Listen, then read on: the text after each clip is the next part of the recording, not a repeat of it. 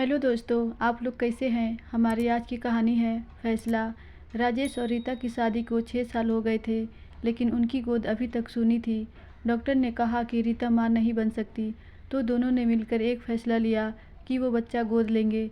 एक दिन राजेश ने रात के खाने पर अपने माँ, पापा और दादी से कहा, पापा, मुझे आप सबको ये बताना था कि हम दोनों सोच रहे थे कि एक बच्चा गोद ले लें, लेकिन उससे पहले आप सबकी सहमति होनी भी ज़रूरी है, ताकि बच्चे को सबका प्यार समान रूप से मिल सके। इतना सुनते राजेश के पिता और दादी दोनों एक दूसरे की तरफ देखने लगे। तो राजेश ने कहा, क्या हुआ पापा, कोई बात है क्या? अगर आपकी सहमति नहीं होगी तो कोई बात नहीं, हम इंतज़ार कर लेंगे। तभी दादी की आंखों में आंसू देख के राजेश ने कहा, दादी आप क्यों रो रही हैं? बच्चे होना ना होना तो भगवान की मर्जी है, क्या फ़र्क पड़ता है बच्चा गोद लिया हो या खुद का जन्म दिया हुआ? बच्चा तो बच्चा होता है। सही कहा, बच्चा तो बच्चा होता है, दादी ने कहा, लेकिन ये फैसला लेने से पहले मैं कुछ बताना चाहती हूँ जिससे तुम दोनों अनजान हो। पर माँ, राजेश के पिता ने बोला, नहीं बेटा, आज मत रोक मुझे, बताने दे मुझे, ताकि जो गलती मैंने की वो ये दोनों ना करे। इसलिए ये बात जानना बहुत ज़रूरी है इन दोनों को। बेटा, तुम्हारी एक बुआ थी रूपा। रूपा को मैंने गोद लिया था, जन्म नहीं दिया था। मेरी शादी को 7 साल हो गए थे। तब शादियाँ कम उम्र में ही हो जाती थीं। 14 साल की थी मैं जब मेरी शादी कर दी गई, और विदाई भी। तुम्हारे दादाजी अकेले पुत्र संतान थे, तो सबको उम्मीद थी कि मुझे भी एक बेटा हो जाए जिससे वंश का नाम आगे बढ़े। पर 7 साल तक कोई बच्चा ना होने के कारण सबने मुझे बांझ कहना शुरू कर दिया। एक दिन तुम्हारे दादाजी सफ़ेद गमछे में लिपटी हुई एक नवजात बच्ची को लेके आए, जिसे कोई बगीचे में पैदा होते ही छोड़ गया था, जिसे हमने सबके मना करने पर भी पालने का निर्णय किया।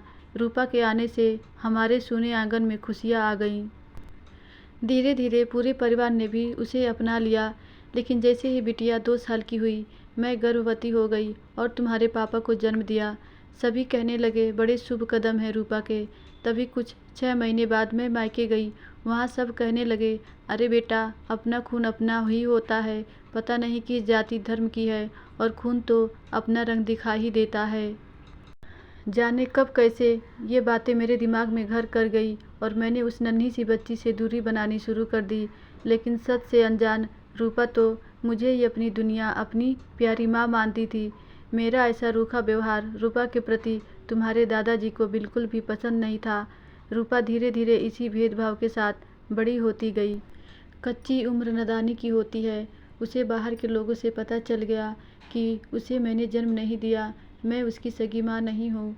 उसने मुझसे घर आके सच जानना चाहा, और मैंने बिना उसकी मन की स्थिति जाने उसे सच बता दिया। उसने क्या सोच समझा पता नहीं, उसने खाना पीना छोड़ दिया, और इस बात पर मैंने भी ध्यान नहीं दिया। अचानक एक दिन उसकी तबीयत बिगड़ गई।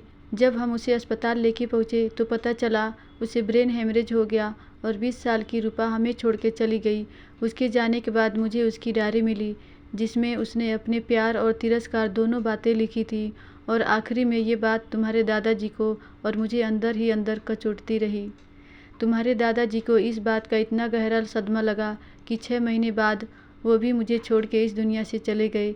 जाते वक्त उनके आखिरी शब्द यही थे, गोद लिया था हमने उसे अपनी खुशी से, फिर ये भेदभाव क्यों किया, क्यों तुम यशोदा नहीं बन पाई और मैं नंद, और इसी ग्लानि के साथ मैं आज तक जिंदा हूँ।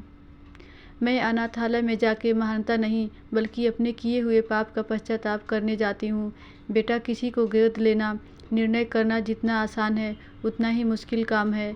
उस बच्चे को परवरिश देना और उसका विश्वास जीतना, ताकि वो अपनी कोई भी बात निसंकोच आपसे कह सके। उसे ऐसा ना लगे कि उसे गोद लेके कोई एहसान किया गया है। अभी तुम्हारी शादी को सिर्फ 6 साल हुए हैं, और भगवान की कृपा से रीता गर्भवती हो गई, तो क्या तुम दोनों मिलके दोनों बच्चों को समान प्यार दे पाओगे? फैसला बहुत ही सोच विचार के लेना। तब रीता ने कहा, सही कहा आपने दादी, इसीलिए हमने ये बात आप सबसे बताई, ताकि हमसे कोई भूल हो तो आप हमें राह दिखा सकें। हम आपसे वादा करते हैं कि उस बच्चे को हम वो सब कुछ देंगे, वही प्यार, वही दुलार, वही अधिकार जो हम खुद के जन्मे बच्चे को देते हैं। कभी कोई भेदभाव नहीं होगा, या फिर बात प्यार की हो या भविष्य में प्रॉपर्टी की, सब पर उसका समान अधिकार होगा। धन्यवाद दोस्तों, आशा करती हूँ ये कहानी आपको ज़रूर अच्छी लगी होगी।